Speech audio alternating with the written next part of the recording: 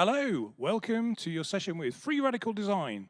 We're going to be talking a little bit about the games industry, particularly for our graduates, but also for anybody else that could be interested in working in the games industry. Just a reminder that, as ever, to participate in the Industry Week activity that's going on this week, if you want to get involved in our photography competition, if you take some photographs of the activity going on at Industry Week, and I'll give you a hint, there's some great stuff going on upstairs today in the venue to take photographs of, and hashtag IW22 is the hashtag to use to enter the competition. Post it on Instagram, post it on social media, and you could be winning a Amazon voucher for the best photograph, which is, of course, voted by the students. So without further ado, I'm going to hand over to the lovely people from Free Radical. Thank you very much, folks. Thank you. Hello. Do I just move it forward to begin? Oh, here we are. So we are Free Radical Design. We're your friendly friends at Free Rad, and we're here to talk about the games industry, and mainly if it's all fun in games. I'll begin. My name's Alison. I'm a senior producer at Free Radical. I've done some production for back-end teams, front-end teams, some product stuff, some design stuff, some live service, mobile, console, all kinds of cool production. It's very specialised and fun. And Martin. Yeah, hi, I'm Martin Wakely. I'm an executive producer at Free Radical Design. I've been making games since dinosaurs walked the earth, started in the 80s, believe it or not. I've done a lot of roles: designer, producer, dev director, creative director, and I've worked on most consoles that have existed, and more recently mobile games as well. And now we're back working on console. Yeah, good to be back. You guys might remember this tweet. This was a really exciting tweet for Free Radical Design. I'll let you. So yeah, I mean, the history is, I guess, we started the original Free Radical Design in 1999. I should know that, shouldn't I? And we worked for 10 years just outside of Nottingham before being bought by Crytek. And a couple of years ago, someone came and approached us and said, you should do your game again. And so as a result of those negotiations, we now have a new studio based in the heart of Nottingham City Centre, and we're working on the Time Splitters franchise, which some of you may or may not know. Just to clarify, when Martin says we, he means Free Radical Design. I was young. Unbelievable. So we wanted to start off at the beginning of this with just talking a bit about expectations versus reality in the games industry. Yeah, and is it all fun in games? So here's some things people ask us a lot. So, Martin, do you get paid to play video games all day? Technically, yes, you do. I mean, that is pretty much our job. But it's not just playing as recreational fun, you know. We do spend all day with a keyboard and a mouse in front of us with the video game we're working on. So, yeah, we do. But we still have to kind of, you know, write code, make sure it all works, that kind of thing. So, yeah, but what we do specifically as a company is we do like to actually play our own game, which I kind of think is important because at the end of the day, you know, it's not just a soulless production line job. You want to make sure that the game you're working on is fun because at the end of the day, that's what people are going to buy and want to spend their money on. So, yeah. So in answer to the question, yes, we do, but it's not also, always in no. the way that's always fun, but sometimes it is. Yeah, I think a good point there is we're playtesting our game. A lot of that is to make sure that it's fun. We need to, you need to play your own game to make sure it's enjoyable, to see where the issues are. And also, we've found that while playtesting constantly, for us as producers, it means we don't have to have as many meetings and we don't have to write as many tasks and we don't have to do that kind of thing because you're kind of seeing your game evolve in front of your eyes, and that's really it's a nice thing to see when you can kind of open something up and know that you've achieved your goal without having to, tick a box in a project management tool. It's much more interesting doing it that way. Do you guys play games? We've got gamers.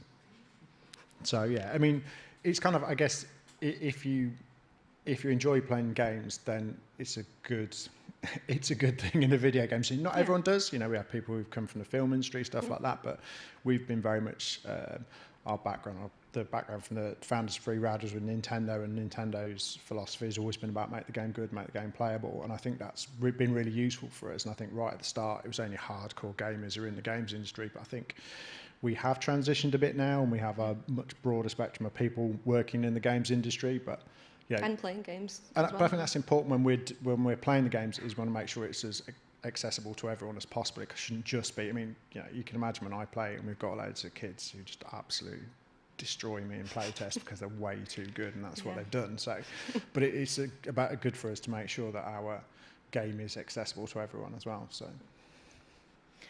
We also play other people's games, though, because you need to know your competitor. So it's a good excuse to, do some research. You get to play other people's games, which is... Yeah, you have to keep a straight face on that one, but you can legitimately sit at your desk playing Warzone or something and go, it's my job. I need to just check what's happening here. So. Yeah. Got another question, Martin. Oh, this is my favourite question. Everyone, because you're senior to me, so... Yeah, there is that. I've just ruined it. I got excited. Everyone senior to me is an expert, and they all have it all figured out. Is that true? Yeah, no, it's not.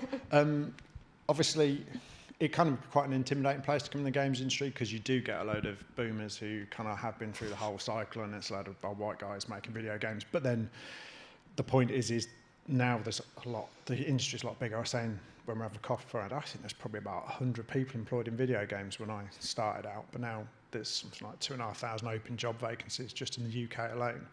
And so obviously that means the makeup of the team completely changes. And, it's that thing about, is it possible to progress through the industry? Am I going to come in as a graduate and just sit there? But, what we're doing as a studio, we're quite keen to get back in the office, which is controversial. Not everyone's doing that, but we think especially for graduates that come in, be mentored and have people that you can work off and be visible, be seen. It's very hard when you're working from your bedroom in your underwear, logging in on Zoom every day, to actually get that work acknowledged and see how you progress. But we're kind of like quite keen to get, so we've got majority of our staff now are graduates, and we can sort of like course correct and just pop over someone's desk, see what they're up to, that kind of thing. So. Yeah, but do you have it all figured out? That's the question. You know what you're doing. No, that's the thing. Every game's different. So I think when you're working on if you're working on a franchise like FIFA, I'm sure you all know what FIFA is, then you kind of know what that is. The game rules are set. You're playing football, aren't you? And pretty much you might add a new feature in, but all you're going to do is really update the player database. So those guys probably have got it figured out. But if you're making an organic product that's a game and you want to make it fun and you want to innovate, then there's a load of unknowns. And that's why working in the games industry is all fun in games, because none of us have it figured out. It doesn't matter how long you are in the industry for.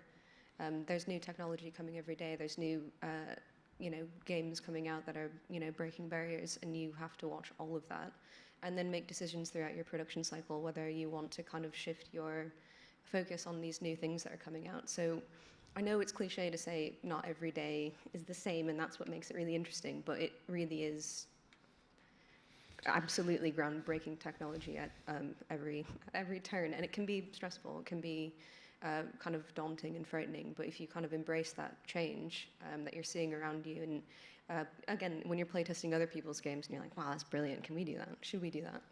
That is kind of something that makes the games industry a really interesting place to work. Because we know what we're doing, but we don't have it all figured out. It's interesting, if you are gamers and you look at a game and you try and deconstruct it in your head and see what's going on, I think that's the first step in, you should probably get a job in the games industry. If you're looking at it going, oh, that's a rubbish feature, it's kind of that critical analysis that we do every day. And especially if you can explain why it's not good or how it could be better, that's what we do all day long. It kind of is a democracy with ideas as well, really. Everyone has ideas. This is the thing, you make games, then someone will come up to you and say, insert last thing I saw on TV, you should make a game about that. It's like, it's great, yeah, thanks. And you get used to just sort of like saying that. But ideas there is no kind of good, well, there are good or bad ideas. But it's just as legitimate to take all of them into consideration. So that's another thing we like to try and do, is basically, is listen to ideas, because, it shouldn't just be a fixed path. When I say, it depends on the game you're working on, because some games you've got a lot more opportunity to innovate, be creative. So. At Free Rad, we have a kind of a company question, and that is, why would that be good? And we say it to each other all the time, and it's not a mean thing. It is just kind of getting people to think more deeply about what they are saying in a meeting, or if they've got an idea of something, they want to add, or some cool feature they've seen in another game, if they can kind of really deep dive into why that would be a good thing for what we're doing, then yeah, we want to listen to that. And if it's good, we'll put it in the game. Yeah. I just left ellipses there. So Oh, you did. that's the answer to that question. Right, next question is, don't you get bored working on super long projects that you can't tell anyone about? So I guess this is probably more of a AAA kind of question, where a lot of the projects that are coming out are absolutely massive. Some of them take years and years and years to make, and you can't tell anyone about it because you're all heavily NDA'd. What's that like? Well, no, I'd say some of it is the fact that I'm sure some of that secrecy is around the fact that video games are notoriously difficult to finish on time. Yeah. So back in the 90s, I worked on a game called GoldenEye with the guys at Free Rad. They did the heavy lifting, I just made cups of tea. But the thing was it was supposed to be released at the same time as the film was in the cinema, and then that got pushed back, so we headed for the VHS, that'll date it right there, VHS release, and then we eventually hit the release of the next James Bond film. Yeah, we got there So in it's the probably end. a good job we didn't tell anyone about it, because we'd have just been making excuses. But, I mean, like Alison says, it depends on what sort of games you want to work on, and I think that's kind of like one of the things. If you were looking for a job in the games industry, then it matters where you choose, what sort of games you like. If you like Call of Duty and you're really into the minutiae of that gunplay and stuff like that, that's probably the sort of company you want to go work for. For me, not really my thing, But if you work on a big, I'm sure if you know about Grand Theft Auto, I think it's been in production for how many years? Probably like 10 years or something like that, the latest installment. Games take a long time to make, so those guys are probably dying to tell you about the game, but they can't because it's still no firm release date yet. So Yeah, that's true. There's an interesting, obviously, new games now are, a lot of them are kind of like live service, or if you go to the mobile kind of industry, you might see your game on the market very, very quickly, and that can be, if you're not, I don't know, impatient. I always felt like I was really impatient. But I think, that's a really good kind of avenue that you can take as well if you don't want to be working on a game that you can't tell anyone about. there's a general statement as well that the point you make there, the barrier to entry of getting in the games industry has never been lower. Same as if you're an author, you can self-publish now. So with app stores, as long as you've got a basic level of competence, you can get a game out there. Whether or not anyone will see it, I mean, the cliche, the app store is the world's largest shop with the world's smallest shop window. You kind of need like a multi-million-pound marketing budget for anyone to hear about it. But yeah, it is totally conceivable to release games now with, the democratization. That's not a word, I just made that up. But yeah, it's of that kind of industry. And like when I started, and it was console games, it was like it cost $60 to buy a cartridge, and like someone would have to physically make it and ship it over from Japan on a boat, and it cost like $40 just to make the piece of plastic. It's like, you don't want to mess that up because that's going to cost a lot of money if you don't sell those games. Whereas now it's just digital, stick it in the store. If anyone buys it, great, And I think that's also a really good thing to do if you are looking for jobs. If you've got an idea and you think it's a good one, even if it isn't a good one, it's okay. Just get it out there, get it on the App Store. If you can kind of get some backing behind you, that's a really good way to show, initiative to any kind of employer. If you can put that, along with your CV is... We always look for that. I mean, anyone who's enthusiastic and has done stuff in the spare time, has games, has prototypes, we love that sort of stuff because it just... You want to play it. Yeah. Especially if it's a good game as well. Yeah, especially then. But it doesn't have to be. No. What's next? There we go. Oh yeah, all game developers are coders. I can answer There this was question. a time when that was true. Yeah. So when we started out, it was literally coders in the bedrooms, and they did the art, they did the sound. So now, if you want to be really disparaging about a piece of artwork or an audio piece, you'd say that's programmer art. That's kind of like there's no worse slight than that. Yeah. So yeah, when we started out, it was just all coders. Alison. That's right. But times have changed. Yeah. No, I think if we're game developers. We take a lot of pride in the work that we do, and we do a lot of research in games and speak to people, and we know our industry as much as we possibly can, considering it's constantly changing. But anyone that has anything to do with taking an idea from someone's brain and getting it into an engine and then into your hands, or as you're playing it with a controller, a phone, or whatever it is, all of those people along that path are game developers, and that could be a producer. It's really boring, like what we do, or it could be programming, it could be art, it could be storytelling, it could be localization. Those are all people that kind of are part of. Again, you're developing a game, right? So you're kind of pushing it through this development pipeline, and they're not just coders. It's a weird and wonderful bunch. But games have become much more multifaceted as well. For instance, one of the companies in Nottingham makes a game that's got a heavy fashion focus, so they have fashion designers working as part of the team alongside other coders. Yeah. There's lots of different routes. Games have expanded and the audience has expanded as well. So it used to just be stereotypical teenage boys in their room playing video games, but that's long since changed. Yeah, absolutely. Yeah, and it's changed who works in games as well, which is quite fun to be part of that transition. Oh yeah, let's talk about crunch. Does anyone know what crunch is? Yeah. Get some nods. So it was kind of a bit of a badge of honour back in the day. Work 100-hour weeks consistently, but then games were shorter, so it was kind of like the end was in sight, and there was people earning life-changing amounts of money in the games industry. That does still happen, but it tends to be so and few far between. You wouldn't really use that as a carrot to incentivise someone to come in the games industry. It's a job, it's reasonably well paid, but crunch is one of those things where what it was basically consistently for a long period of time, you'd end up working really long hours, 7 days a week, because there is a fixed deadline, especially if you're making a console game. It's Christmas. You've got, you used to sell 4 games a year, 3 of them at Christmas and Thanksgiving. So you had to get your game out.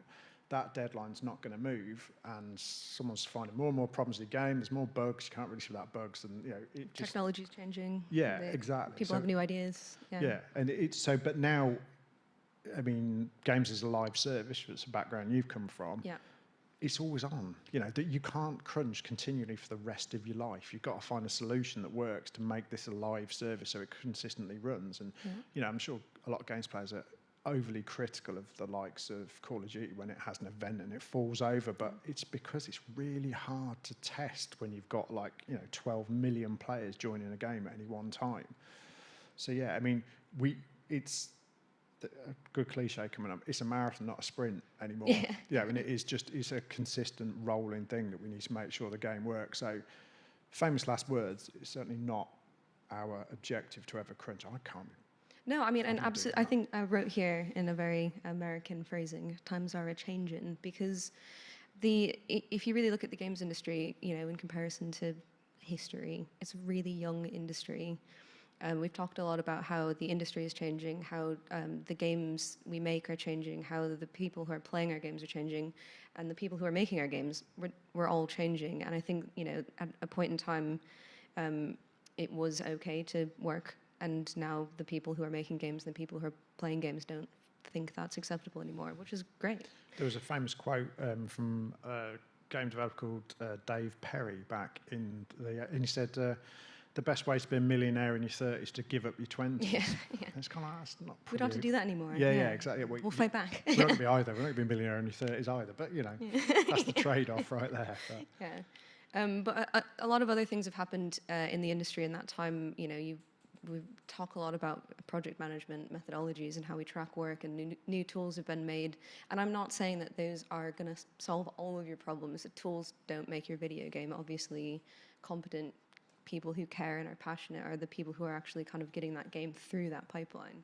But the more kind of involved as a developer, especially, and that again we talked about, that could be anyone on the team. The more involved you are in that process, and you're kind of helping, you're all a team, kind of trying to get this really complex, difficult to explain idea through this incredibly complex, difficult tool to use, or whatever it is that you're building this on. It's definitely not an easy thing to do, but the more you do it together, the less likely you are to have instances where you're having to work late or, having to work super long extra hours because you haven't, hit a goal. But I think there's a difference as well, and I think it's really important to point out is there is a difference between crunching and working hard. And I think a lot of people in the games industry are happy to put in an extra shift because they care. They're just really passionate. And if I'm not saying that you would have to do that, you'd be expected to do that, but people do. But it's not because they've been asked to, and that's the difference. But I think that's possibly related to the fact that, you know, as a consumer, you know how judgmental you are of other people's games as well. And when your friends are playing your game, you've worked really hard on, there's one feature you really wish you'd actually been bothered to finish because your mates, you know, and that's the thing is we kind of used to make games and there'll be an article in a magazine by some faceless journalist. Now everyone's on you, social media, everything else is a real kind of, you know, your work's out there and you're open to criticism, critiquing, and, you know, that's part of the job, isn't it? But yeah, I feel, you know, this is something that we were going to talk about at the beginning of this presentation, but we've added some monkeys to our to our slides. These are original Time Splitters monkeys, and sorry that we don't have, you know, newer things to show you. Right, okay, so is it all fun and games then? Just missing text is a code joke. Yes and no, yeah. There's no proper. I mean, one of the things you were talking about just then was talking about how the games industry is evolving, and there's actually people who are qualified to do jobs now. Like when I started, you know, if you had a grunting level of competence, you got pushed to the front, and you'd be a lead. Yeah, well, there wasn't leads. There was only like 4 people made some of the N64 games I worked on. So you know, it was kind of like it was just a complete free for all. I was going to use another word there, but I realised I couldn't use that. But yeah, it was one of those things where now we actually have a structure in the company where we have people who've been trained in project management techniques and stuff like that. So we actually have some proper grown-ups who know what they're doing, which is a bit of a flex, a bit of a change from how it used to be. But yeah, so it's all fun and games. It's hard work, structured. but it is really fun. And it's if you're more passionate, if you now. care, if you're willing to put in a shift, it is incredibly rewarding. And if you can kind of find those niches or those alleyways of interesting things, and you see your idea in the game and you see someone playing it for the first time, or you know that, you know, if it's a live service, hundreds of thousands of people across the world are playing that, and you made it, like, it feels amazing. It is fun. But it's hard. It's hard work. Yeah. There we go. That's not the end, though. We were going to talk more about, because we know that was probably like the best sales pitch you've ever heard to work in the games industry, and now you want to know what it's actually like, what you might, you know, get into. Another really American one. The world is your oyster. There's so much you could do in the games industry. So one of those routes is just, you know, like working your way up the ladder, and that is going from kind of like a junior level, mid-level, senior. Principal is someone who just knows absolutely everything. They're like on the, you know, the cutting edge. They just know everything. You could be a boss. That's a cool thing you could do. It's not generally that you just wander in the industry and become CEO. You know, it kind of tends to be a progression, doesn't it? I mean, I learned in New where they're C-suite. I don't know what that means. If anyone doesn't know what that means, it means... Another American thing, probably. Is it an American like thing? CTO, CEO, CEO. Yeah. I mean, again, it used to just be, I was in charge of projects at Rare, a company just down the road. We made some stuff, and I was designer, and that was the person in charge. Now you've got, like, dev director sitting under a CTO, sitting under a CEO. It's like, wow, when did this get grown up? Yeah. You know? Yeah, well, yeah, again, the games industry is changing. There's loads of really specialized roles you can do as well. So if there's something that you really care about, if you're a programmer and you really care about art, or you really care about audio or graphics or something, there's some really niche roles that you can take as well. I think that's a really good point. If you are, the more niche your skill set, the more valuable you are, but your opportunities are more limited. But someone who's really good, like I say, you find someone who's passionate audio but can also code, they become absolutely pivotal because they can cover 2 bases. And, you know, you've got someone who's assessing the quality of the audio that's been put out, looking at it through the frame of a programmer. It's that they're the sort of like roles. But we have generalist coders, we have people who specify, and also you can do the things that interest you. So we were talking I think that's the key, is yes. if you want to start in the industry, you have to kind of think about what you are into, what kind of games do you play, what platforms do you play them on, and what are your interests. So if you've got you love puzzle games, but you also love Xbox or something, you can really start to kind of fine-tune the avenue that you might want to go down. You do not have to just accept the first job that comes your way. There are so many opportunities in the games industry, and some of those niche roles you might not see on a website. They might not exist there. if you talk about these things in your interview, and you know, that hiring manager will be like, oh, I've got an idea of, you know, something really cool that you could work on. If you've got those kind of interests, definitely mention them in your interviews or in your hobby section on your CV. Well, I think that one thing about specialising as well is, I think it's the nature of a lot of video game courses. They're quite generalist, which is great, because what we like when you come to work for us is you've got a good idea about what happens. Like we've got a situation where we don't want people sitting in a box just knowing about what they do. We kind of want to have your head up and seeing what the business demands for the company are, stuff like that. You know, we want you to know a full thing, but then, you know, kind of what we like to see from a candidate is specialisation. We like to see the thing you're really passionate about. What is it? You know, we'll say, oh, that's that guy who's a graphics programmer. You know, they're the kind of things where you can sort of like put you in a box, and there are downsides to that. But then, you know, showing what you're passionate about in your portfolio is really useful. Yeah, yeah. And again, it's one of those things we've talked about already, but it is one of those things that makes working in games really fun. If you can find that kind of that perfect role for you in the perfect place on the perfect game, I mean, it is not easy to do, but if you can find it, it is. Well, you said earlier today you've never had a proper job, and I think it's not because every game you've worked on is the most fun game ever, but it is. I think you enjoy the industry, and you. Yeah, we've kind of not really worked on the same game twice, but I think that's a good start. I mean, but then you've got the bottom. Now we need to go back because you missed that bottom slide, which is working for the dark side, which is working for the publisher. Oh, right. I'll go back. You could work for a publisher. So publishers are the people who pay your wages, who take the risk. Making games is inherently risky. You know, we spend multiple millions of pounds making a game. I'm sure you've seen the bills. I mean, you know, seen the statistics, but, you know, some of the big AAA games are in the hundreds of millions of pounds, and that's quite a risk to take. You won't be spending your own money doing that. Yep. So you have a publisher who puts that money up and then gives you a framework and asks you to get stuff done on time and make sure that they are confident that you're not wasting their money, that kind of thing. So they are the people who kind of, they have quite a lot of power in the industry because obviously, you know, they are dictating timescales, they're dictating content, that kind of thing. So, yeah, I mean, their role there is to really, you know, we talked a lot about having a really good idea and building a team and being passionate and getting that idea into people's hands. But there's this one part of that pipeline that the publisher is really good at, and that is getting it into people's hands. Mm-hmm. We don't want to do that, and we want to make video games. Yeah. But if you kind of have an interest in things like marketing or, you know, data analysis or what else, localization or play testing or that kind of stuff, that, you know, there might be roles within a publisher where you can kind of really take someone's really cool idea. You'd be part of that idea making throughout the process. It's not the specific development part, it's all the bits around the actual you're bringing stuff, it to market, basically. So it's like, how do I take this great idea and, you know, get it to the right people who will want this and enjoy it. But the last point as well is relevant because it's pick what you're interested in. You know, I'm not a snob about games. I've made games all my life. I like mobile games. I play Candy Crush for my sins, you know. And I plays a lot of Candy Crush. Yeah, I do play a lot of Candy Crush. But, you know, it is what it is. It's like, what do you enjoy? You know, you shouldn't, you know, it's very interesting when we've done market research around the world is the perceptions of gamers. And, you know, when you sit someone down in a room and you talk about the fact they're embarrassed to play Nintendo games. You know, we found that in the UK. We didn't find it in France, and we did find it in Germany. They were saying I'd be embarrassed to tell my friends I play on the Wii, as it was at the time, which dates me right there. But it's just like, what, you know, but the French kids were like, they're great games. It's like, yeah, cool. But like my son, who's like, you know, 16, 17, who a bit more like, well, I want to play what's cool, you know, and it's very difficult. So where you choose to go, like VR is a good example as well. If you want to go in the cutting edge, the thing with cutting edge is probably not much money in there. That's why it tends to be cutting edge. Mainstream stuff's great because like everyone buys that, but you can be that person. But if you've got real passion for VR, and some people have, and I think it will be really good.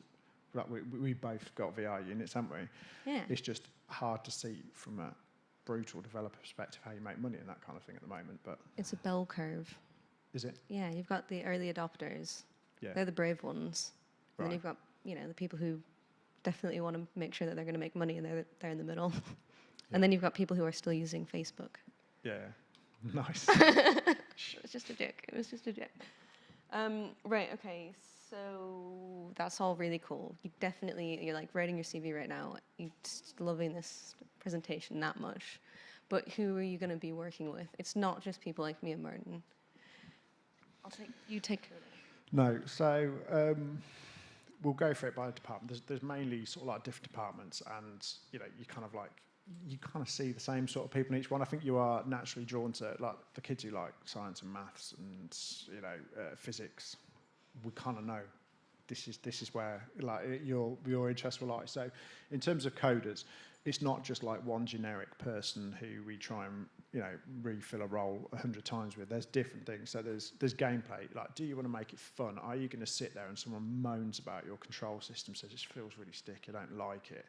Yeah, you can sit there and tweak it and look at examples of other pieces of code. So they kind of tend to be the front of the shop people who are probably the things as a consumer you're going to see most. Back end, where you've worked for a while, Alison, tends to be the down and dirty stuff. So if it breaks, it's probably because of them.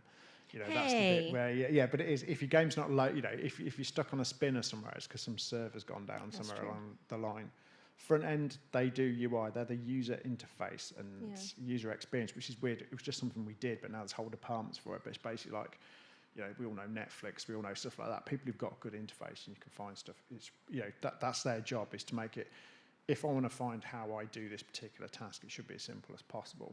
Yeah. And then there's network people who are responsible for all the other people who are playing your game at the same time as you. So it's kind of like the front end is asking the back end for information, and the back end's like, you can have that or you can't, and then you can't play the game because something's gone wrong. And it's all being kind of like, that communication is happening over the server. So those are all fairly specialized roles. If you are really interested in, you know, kind of like really deep, kind of hardcore coding, in the sense where you want to, you know, be working with databases and with like really complex information sharing, backend might be the place for you. If you want to do that in a way that you're kind of looking at a live service in that really specialized way, you might want to go into something like, you know, DevOps. But all of these start with the same skill set. You don't need any kind of special language to do any one of these specialized roles. It kind of just comes out of what you are interested in, really. And tools are so important. No one ever really talks about tools developer. Yeah, you don't see it as a consumer when you're playing a game. You don't see it, but someone has so valuable. Yeah. Someone has to work out how to set the levels up, and even like Candy Crush, you know, someone still has to make that happen on screen. And the tools guys make the tools that the designers use. Use, you know, we don't just take everything off the shelf. Sometimes there's bits of making a video game where we're like, we're gonna have to do this a lot. Let's just make our own thing. And that's places where tools developers come in super handy. And then, even more specialized things. Like we've already talked about, kind of like audio programming or animation tech or tech art, or those kinds of things are all really kind of, you know, I don't know, having one foot in both camps of two different kind of disciplines, maybe. But what do they do in general? They just make things work. They, you know, if you're making a game, coders are making it do the thing you want it to be doing. Coders are essential. You can't. You can do programmer art, but you can't do artist code, can you? No, you could maybe script something in Excel. Yeah, maybe. There you go. What else? We've got artists. Yeah. And there's also absolutely loads of places you can go with art. So you've got environment, character, weapons, FX, 3D, props, marketing, concept, everything that you see in a video game obviously needs to be made by someone, and there's different kind of types of tools and different types of art that you'd be creating along that kind of path. And we kind of need one person sitting at the top of that who makes all of these different disciplines, make sure they all fit together and look good. You know, you've not, you know, it's on a very superficial level. Yeah. You know, you've got to have the props that you put in your environment need to fit with the background, and it's just having those kind of like guidelines and someone to oversee that makes the world consistent. Because then you might even have them outsourced. It could be some guy in, you know, whatever, you know, some outsourcing company who is making props. So you need to have like this visual guide that they'll use. So. Yeah, I think that's one. I think that is something, you know, maybe something we could add to expectations versus reality is, you know, when, especially as an artist, if you come into the industry, you're not just kind of sat in a booth drawing all day long or making 3D models. You are really shaping the game and the experience that you're creating, and, you know, the colors or the palettes or the textures and materials you choose are really kind of bringing that thing to life, which is quite cool. But also the decisions you're making are influencing, you know, how a character might look or feel, or how an environment might look or feel, which is cool. It's more than just making things. But what do they do in general? They make things beautiful. Yeah, that's it. Make it look pretty. Yeah. Or scary. I mean, I guess it depends on the game. Audio. Yes. Can I do audio? I love talking about audio. Go on then. Because we talked about how, making a game beautiful is one thing and kind of creating that experience around people. But I think the audio is something, it's not just, some background noise that happens in the game. This is really kind of setting the mood, and it's getting you, I don't know, scared or really excited, or there's something about to happen, and you might not know it's happening to you, but if you don't know and you're having feelings, it's probably because of the composition in the audio. And then obviously they also do things like, UI button press sounds, and if you're pressing a button, you kind of want some feedback that you've pressed it. So those things are important too. But And the things that you're going to hear over and over again, so don't make them annoying. I mean, there's that kind of thing as well. So hey, listen. So they make noise. That seems like, it's a bit reductive. That's why I wanted to take that one, because they do more than just make noise. Designers, that's your avenue.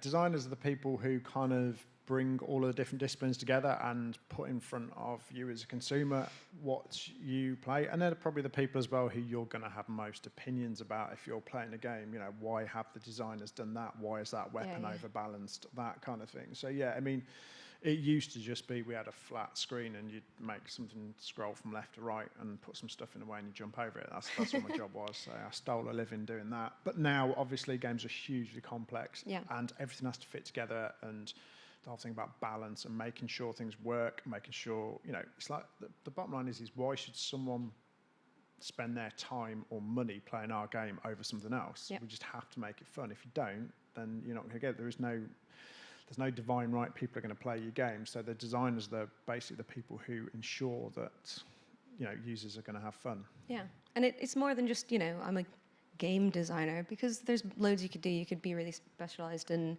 balancing weapons or creating levels, or even, I consider people writing the storyline or the lore about any game or level or something, that they're all designers. They're kind of designing that experience that they're trying to put you into.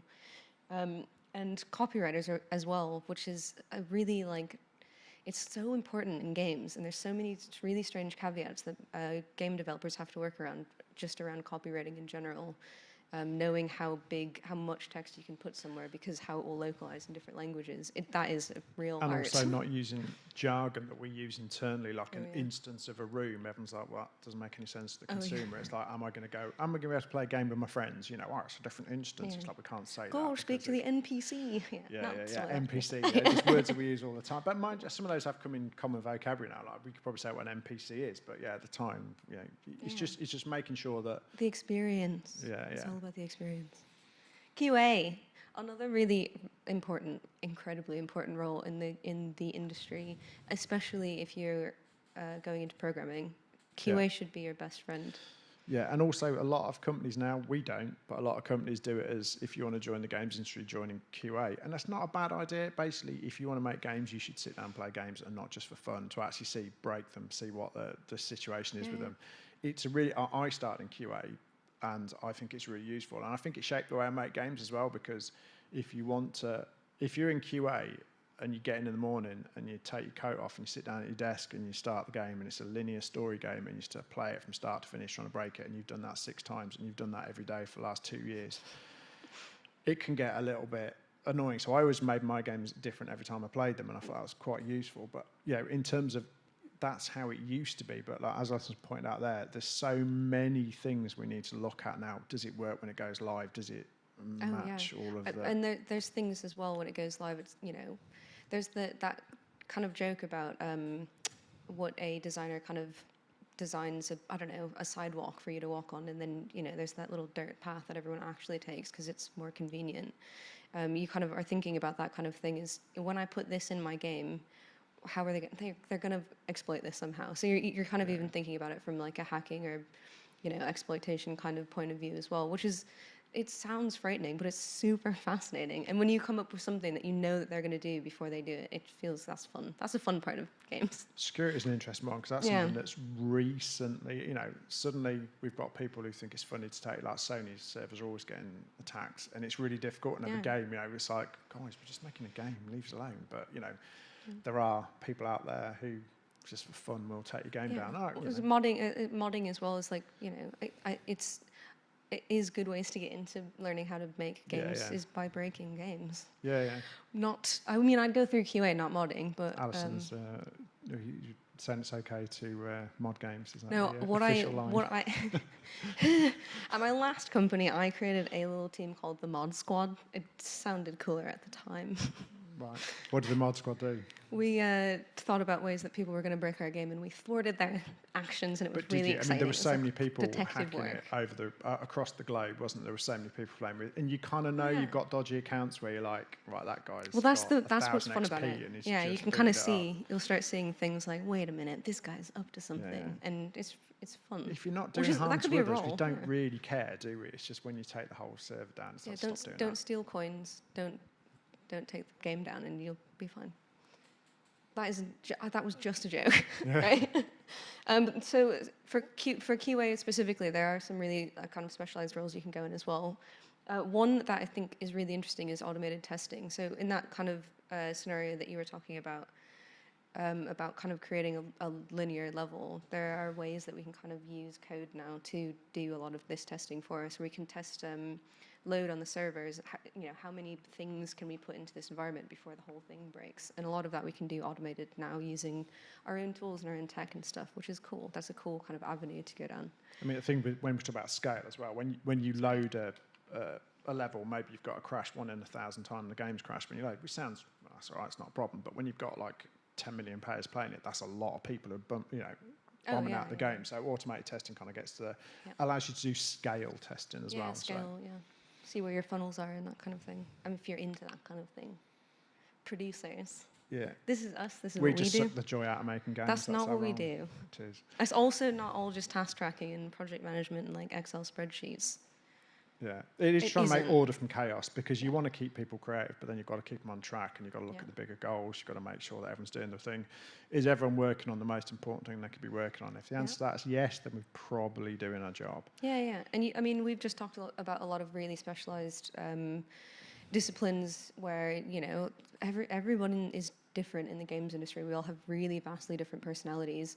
Definitely not a whole lot of people from our company would be comfortable sitting on a stage with spotlights on them. Absolutely And not. we're only marginally comfortable with that. Still not. But kind of a producer's job is to make sure that, we know how to communicate with everyone on the team, the right angle to take with people, and how to kind of guide them to kind of, release that passion that we keep talking about.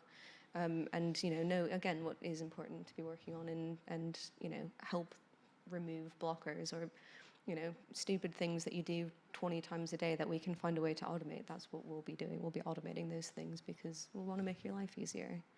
But in reality, we're just really desperately trying to keep the train on the tracks and get the thing out on time. What's with the a phrase? smile. It's wallpaper in a house when it's on fire. Yeah. Fun and games. Although there are things that you can do in that isn't just production. So you could kind of look after, if you went into some kind of like agile kind of team, you could kind of have more of a design creative role where you're looking after a cross-discipline team and a feature or a whole product or something like that. So you can kind of use that project management skill set and still be more creative with it. Or like what I did at one of my last companies, really focused on the back end, which is incredibly technical work. So we were looking at, like migrating code bases and creating servers and scaling stuff. It sounds really cool. I definitely knew what they were talking about as well. And finally, the end bosses. These are people who drive a better car than you. Yeah, they do. But they have that better car because they're doing all of this stuff. Trust me, the stuff that you don't want to be doing, like the schedules and the estimating and the budgeting and the Is it all resource fun and plans. games? It's a sliding scale, and Yeah. the further up you go, the less fun and the less games you have. So you don't want to be a studio director, really. I mean, maybe you do. Yeah. I don't. I'm quite happy at this level. But so I think a lot of what you'd be expected to do as a director is, you're really leading by example. You're setting the kind of the culture for the company that that you're creating. And a lot of that does also come with, what kind of, how do we want to manage the team and what is acceptable and what are we making and what do we stand by. A lot of that is kind of something that is coming, from the top down, hopefully. And stuff about budgets. It sounds boring, but It is boring. Yeah, but we can't just rock up and say, can you just give us some money and we'll make a game? Because they're a bit like, well, how much do you want and how long is it going to take? Yeah. And that is the eternal question that we have to answer is how, and what will come back is we'll say, I don't know, let's just pick a random thing. We need 20 million quid and it's going to take 4 years. And I'll say, what can you do in 2 years with 10 million? And it's like, well, probably half of what we said, you know, and then that's the negotiation you have. And then what we do is we play the game where you say, all right, we'll do it in 2 years for 10 million quid. And then we get to 2 years in and we go, can we have that extra 10 million quid in another 2 years now? Yeah, and that's basically my life for the last however many years. Yeah. And you look like you're having a blast. Yeah. It's real fun. All right, we're rounding out now. Are we okay on time still for a bit? Okay. What do we all really like, though? What are we all really like? It's a much more mixed bunch than it used to be. Yeah. That's a certainty. So I think, you know, if you have a think about some of the classes that you might have gone through at Confetti, if you're an artist, you're probably around a lot of artists. If you're a programmer, you're probably around a lot of programmers and so on. We are like a team that takes all, like, I don't know, one of each of those or several of each of those, and we just kind of create a little community. And we all have really different interests, and we all have different inside jokes, and we watch different TV shows, and we kind of come together, and we're really sharing that culture with each other. And sometimes it's a really, really nice place to be because we're all kind of a little. you are kind of like-minded people, I guess, aren't you? But on different. Maybe if you work in a ways. bank, it's the same, and everyone likes banking. I don't know. I mean, maybe that's it. Yeah, but maybe that's what they talk about when, yeah. when, you know, when they're out for drinks after their banking jobs. Yeah, exactly. Yeah. Sorry, but if you work in a bank. Yeah, but you've got people who have really, really kind of like vastly interesting hobbies and, you know, things that they like and care about. And when you're kind of surrounded by those kind of people constantly, I always feel like it elevates me. It makes me think about things or read books that I might have never read before, comics, or listen to music that I might have never found on my own before, because you're just with such a kind of myriad, you know, personality group, and it's a nice place to be. We are weird, a lot of us, but it's a good weird. Is that a good way to describe that? Yeah, everyone's weird in games industry. That's the hot take from this. Okay, we're rounding out now with a couple top tips from some. Like you used to say, cool producers, but he made me take it out. Yeah, it's not true. False advertising. Right, if you want to join the games industry, do your research. And we mean that at absolutely every level. Look at the company that you're looking at, what games do they make, who works there, how big the teams are. Think about what you want to be doing. You know, everything, there's so much information now about the games industry. You will know a lot more than you think you know before you go into a job interview. And you're there to kind of suss them out as well. You're there to kind of make sure this is a place that's right for you. So you can kind of, you know, ask questions and try to figure out what they can give you that, you know, makes you want to work there as well. It doesn't have to be a one-way street. People are pretty shallow as well, and generally if you acknowledge what games they've already made, that's probably a good first step as well. You know, just do your homework, even if it's on the bus on the way in, just Google them and say, you made a little Farmville. Bit more than that. Come on. Yeah, I loved Farmville. Checks notes. You know, but it does work, so. Yeah, checks notes. Yeah, and I mean that means a lot as well. If there's something really specific, you know, if you want to be working in an office, or you want to be working remotely, or you've got specific kind of needs or wants from your employer, that they will be out there for you. But you have to kind of, you know, figure out what you want, what's right for you. There's never been a better time to look for jobs in games, because there's a load of vacancies at the moment, because you know, there's still a lot of games to be made in the UK, so you can be a bit picky about what you want as well. Especially programming. Yeah, I mean, just get your CV out there right now, you'll find a job. Yeah. Don't go for a company you've got no interest in making a game, unless that's not what you're there for. But you know, if you don't want to make some mobile loot box game, then don't do it. Yeah. Oh yeah, communication. So, you know, we did talk a bit about this is our role. We help people communicate better with each other. It's really one of the most difficult things in the games industry is when you have this really cool idea in your head and you're trying to describe that to someone, is so difficult. And then you have to kind of imagine what it's like to describe that to an artist, and then an audio person, and then someone who's going to make the big effect that's going to happen when you click the button, and then the designer has to figure out how that's going to interact with the other thing that he's already made. Those are all, it's so hard to get ideas across. So the communication, a lot of it is about just, speak to each other, be open with each other, and don't be afraid to argue. And I mean that in in a civilized debate kind of argue.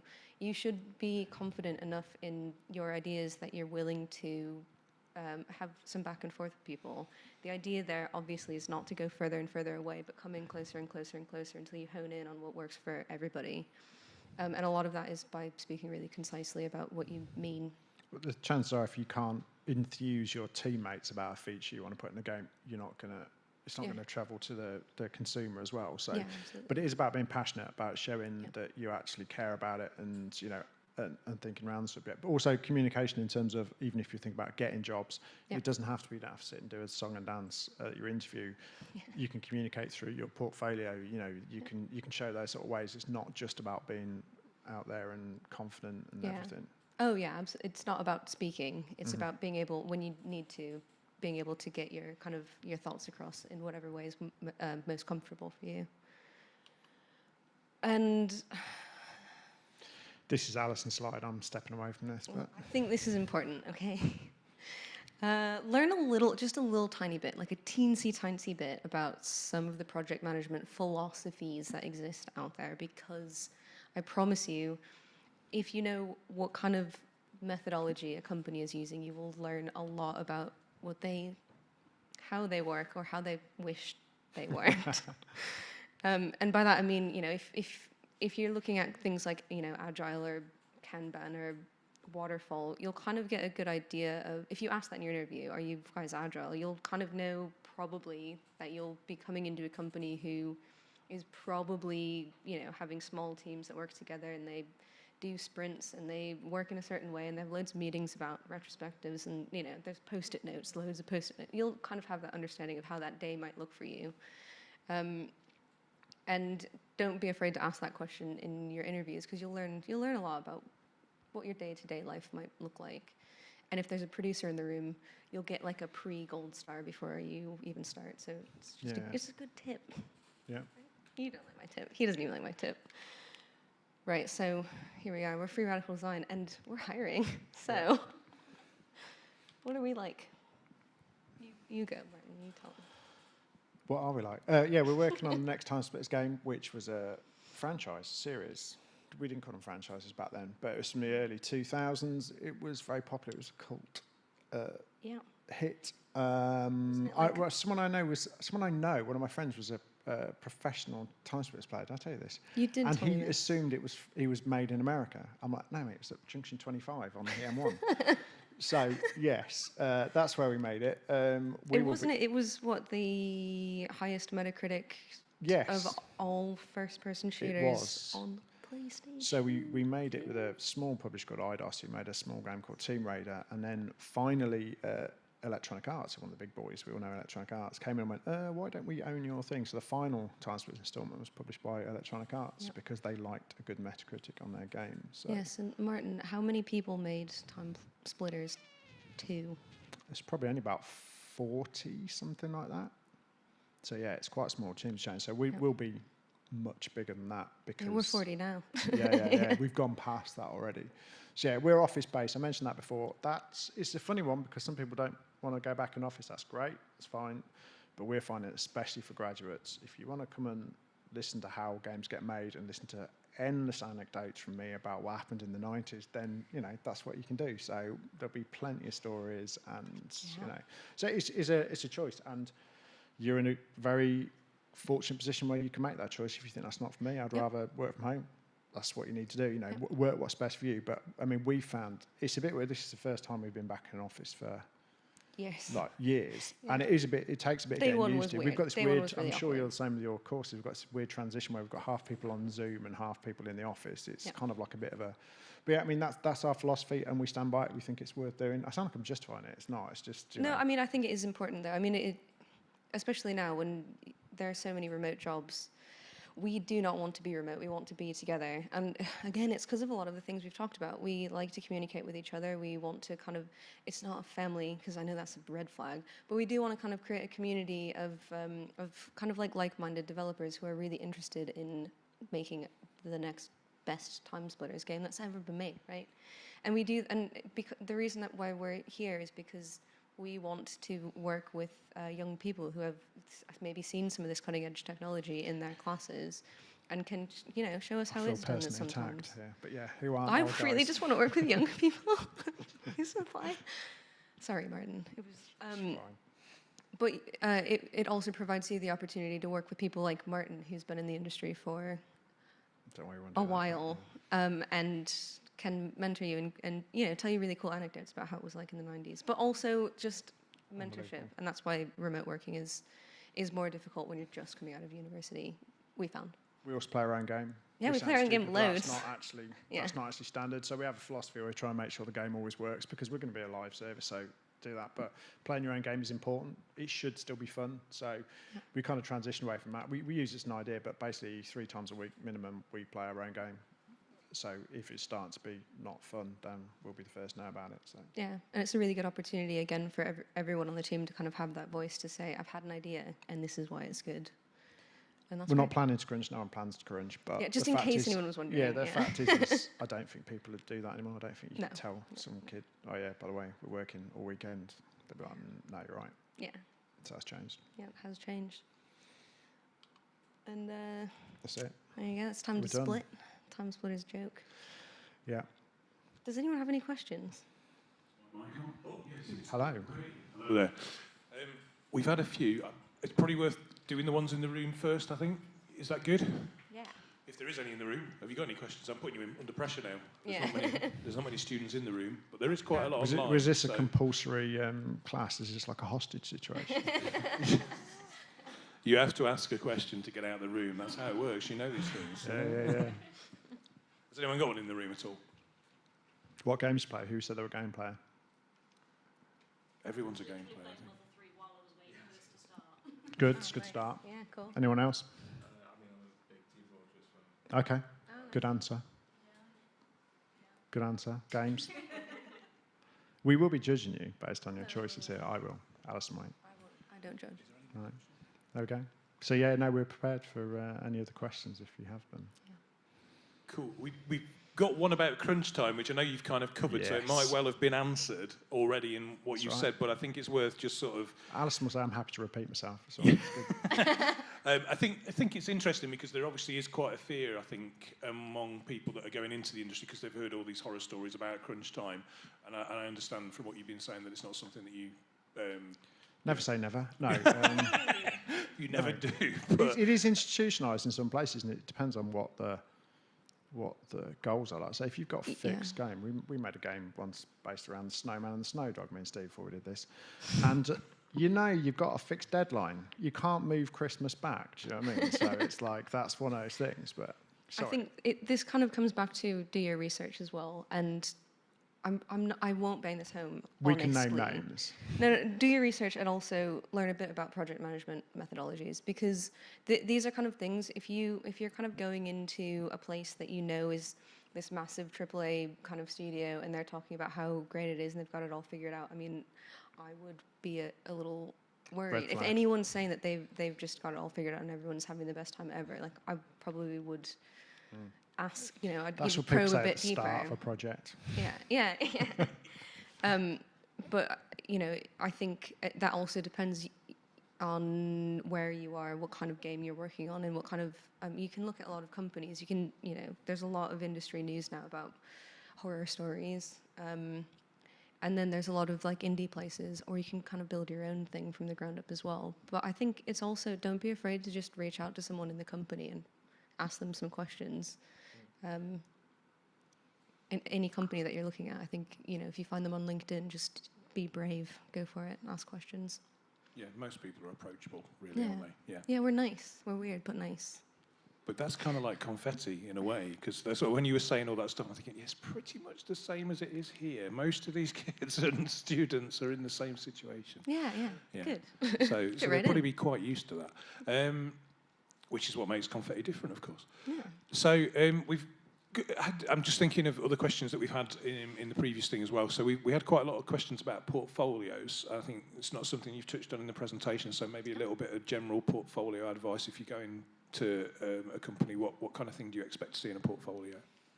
We could go real cliche, but you want to see someone's actually passionate about games and what they like. You know, your personality comes across in your portfolio, and I think being specialised, but we will be judging you on your portfolio, and that's not in a bad way. It's the opportunity to say, don't be afraid to just focus on the things you like doing, the things you like. Yeah. If you get a general portfolio, that's great, a general position. But if you want to be targeted, if your particular, niche, whatever you do in your portfolio is focused on that, you might find the perfect company. And I think it's also worthwhile taking the time to potentially tailor it. I say we get so many applications, and when you get generic applications through LinkedIn, it's a bit like, well, it's not the same as someone who says, I've played Time Splitters all my life, or my dad got me into Time Splitters. Like everyone's got a Time Splitters origin story. We like those because we're quite vain and shallow, and we kind of think that's cool. So You're saying we again. Yeah. But it's the royal we, isn't it?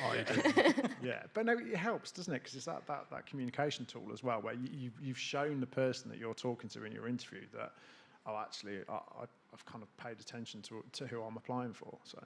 Yeah, I think I'm just going to keep putting slides up because I find this fun. But it goes back to communication. So if you've got something in your CV that you think matches to something that this company is doing, explain that. Don't write paragraphs and paragraphs, but kind of say like, I think this thing is it's showing what, I don't know, a cool way that I could put bushes in this level in your game, whatever. And that could be for programming if you've got like a little level that you've created somewhere and you're kind of explaining how that might fit into, what that company is up to. They'll be interested in that. And it gives you're also kind of in those moments, you're being very kind to the person who might interview you because you're giving them ammo to ask you questions at the interview, which means you can kind of guide them to ask you the questions you want to be asked. That's the top tip. We should put that on there.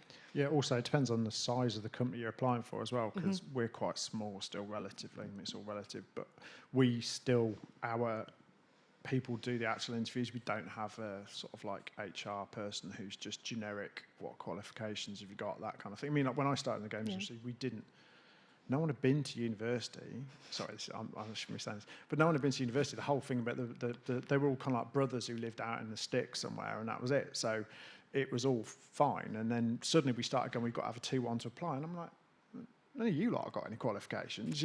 It was one of those things. But now it's kind of, it's important. It's good to know again what your interests are. And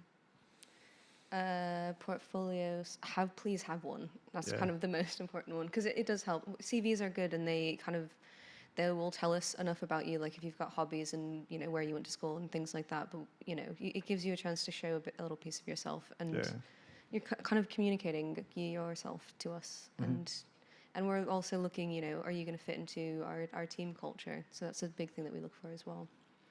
Just a sort of related question specifically for the game art students and their portfolios. Is it best, I know we've talked about specialisation a little bit in the presentation as well, is it best when you submit in a portfolio to be like a character portfolio or an environment portfolio or an asset portfolio, or is it best to have examples of all three?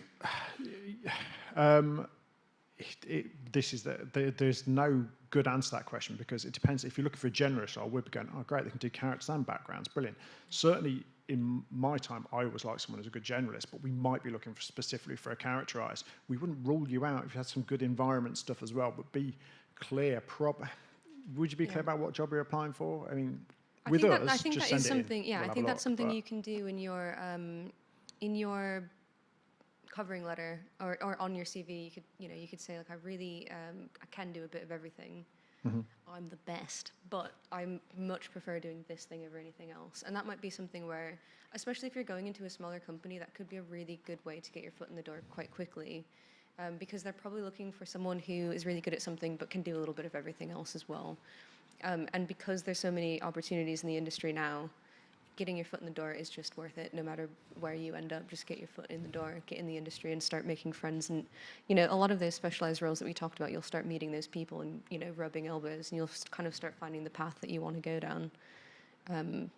But I'd say if you organize it nicely, organize it nicely, so you can kind of tell what you're looking at and so we know what you've definitely made. If it's like a team project or something, that's also really useful. We normally just look at ArtStation, don't we? Someone send a link, and that's what we look at. And the thing is, let's say if there's a lot of luck in these things, but if you are a good environment artist who also dabbled in a bit of animation, maybe the company you're applying to doesn't have an animator at present, and your placeholder animation would be great. That could be exactly what they're looking for. It's like, we've got a twofer here, like let's get them in. So, I mean, like Alison says, be focused on what your key strengths are, I guess, but then here's some other stuff I can do for free. It's like, it's a win-win. Yeah. Yeah, that's really good. Is there any sort of social groups, for networking that you would recommend for, particularly in Nottingham, I suppose, is the answer for this one, because we've got a lot of students that are interested in Well, LinkedIn is always good. That's the only thing we really use. The networking, I'm not sure who's involved in it. There's TechNots, which I was involved in for a while, and then I haven't used Slack in a while, so I fell off. But TechNots is really good. It's a place where any kind of tech people can get together and kind of like create threads and talk about jobs and that kind of thing. I won't lie. I use Confetti as my kind of networking place. A lot of the cool kind of like game jams where you guys were having, game developers coming talking about their games. I was always in the audience for those, and seeing.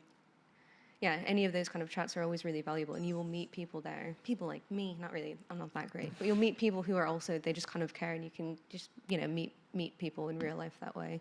And that's a really good way to get a foot in the door, is in that communication kind of thing where if you meet someone face to face, talk a bit about what you do, and they're kind of like, ooh, interesting. We kind of need something like that. It's a nice way to get a job as well. I think it's really taking my FRD hat on and looking as a basic human level. I think coming to somewhere like Nottingham's a really good idea if you're in games, because you've got choice. Obviously you're just going to stay with us forever and it's a job for life, but like you might go, do you know what, I fancy going to Sumo down the road, or I fancy going to Dambuster, or I fancy going, we've got like about 6 or 7 big studios, lots of smaller studios. It's a good hub. And if I was starting out, I'd locate myself somewhere where I had lots of choices. Like when I first started in the games, we went to a company called Rare, which was stuck out in a farmhouse in Twycross next to the zoo. Do you know what I mean? And you had to drive to get there. There was no there was no social life, there was no hub, there was no network. It was deliberately isolated. But if you come here, if you come to Guildford, if you go to Dundee, go to a place where you've got options, because you'll never have a higher value in the market than you do now. So there's always choices. I mean, no one likes people who flip between companies, but it happens now because people are coming in. I think staying somewhere like Nottingham is certainly what I'd recommend someone starting out in the industry. I don't know about you, but this is the perfect.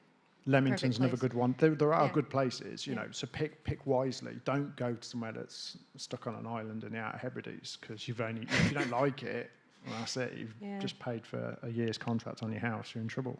They're not very social. Really. Only to other sheep. Well, So I've got a fanboy question, Martin, as well, from me. Because Blast Core is my favourite ever game. So talk to us a bit about Blast Core, please. Oh, wow. Apparently, someone told me it's 25 years. It must be almost to the day. It needs redoing then, doesn't it, really? Unfortunately, I don't know the rights to it. It's also Steve. Steve likes it, who runs the studio. But the thing is, it was really different. And this is going to seem really... I was probably 22 when I made that. And it was different times because the risk was less, because it was 4 of us making it. And Nintendo just let us make a game. So GoldenEye's been done in the bar next door. There was me doing Blast Core with all graduates, and we didn't know anything, but we just got away with it. And we were kind of quite combative, especially us and GoldenEye. We were slightly different to the rest of the Rare games, I'm sure you know. So I just thought I knew everything. And and basically that was a good mindset to have. But if you did that now, if some kid came in and was like me, I'd be like, what? Who is this guy? But that was different at the time. And I think you see that personality where we came out. And it was, Blast Core was one of the first games. It was on the N64. So the N64 was the first 3D console, which is going to blow your mind, because everything's 3D now, but it really wasn't. And we were making Blast Core, and I was making it like an old 8-bit game. And then we got to go to see Shishinkai, which is a show in Japan where they launched Mario 64, and Mr. Miyamoto was there and everything. And we suddenly saw, I was like, oh, this is what 3D's like. And if you look at Blaster in hindsight, it's basically just a two-dimensional game. But like, yeah, it was absolutely mind-blowing what they were doing over in Japan at the time. And the world was a much larger place then. Like now with the internet and everything, you kind of know, but it was like going to Japan was so alien to go and see what they're doing. And they were really cool. And you sit around the table with people like Mr. Miyamoto and everyone else talking about your game Blasco and taking it for granted, because that's what happens to all 22-year-olds, isn't it? You know, but only with hindsight, you realise it was special, isn't it? yeah. But no, yeah, I mean, it's cool. I mean, it's funny. It's funny because when people are nostalgic about games, it's always about the experiences they had at the time and what it meant to them. Like we were saying to you, it's never about the actual game and the gameplay. It's about, well, I remember this because, you know, me and my brother used to play it or whatever. And it's always that kind of thing. So it's kind of quite interesting hearing people talk about your old games. But I think I've probably met 5 people in my life who know anything I've ever worked on. So it's just quite an anonymous job, really, because there's no one front and centre. No one knows who game developers are for a good reason. So. Jet Force Gemini was good too. So thank you, Guy. You've done your homework, haven't you? Eh? yeah, you said do homework. Yeah. We've got a question from our head of technical services actually as well here. So he wants to know what the best version of Time Splitters 2 is. The best version. Well, it was always GameCube for me because I'm a Nintendo fanboy. But I don't know actually. I genuinely don't know the answer to that. It would probably been the PC one because I think we even used the textures from the PC version for just doing demos of the original game. So, but we were never really a PC. We did PC games, but kind of slightly begrudgingly because console's great. You've got a fixed target. You know what you're aiming for. So. Yeah. Brilliant. I've not got any more questions online as far as I can see, unless there's any more on that one over there. Don't think there is there? No. Brilliant. I think that's probably it, unless anyone else has got a question in the room. That gag is worth holding and cherishing, I think, that one. That's amazing. I forgot to use the laser. Yeah, use the laser on that. That's what's needed. Can we get some smoke? Brilliant. Well, thanks ever so much for coming in and talking to the students. And I'm sure there's quite a lot of students watching online as well. I think we've got sort of 20 or 30 online. So we give you a virtual round of applause in the chat. I'm sure they'll all type the word clap multiple times, which I'm not sure is a good thing or a bad thing. And the students in the room, I'm sure, are very grateful for you being here as well. And thanks for answering my Blascore question. You're absolutely welcome. And I'm sure you're welcome to get in touch with the Free Radical guys in general, I think, aren't you? So, and hopefully we'll be doing a few more things with you in the future. Yeah. If you want to get LinkedIn, I know I've got loads of contacts. Just hook me up on LinkedIn, and you've got a big network right there. So, brilliant. All right. Thanks ever so much, folks. Thank you. Thank you. Cheers.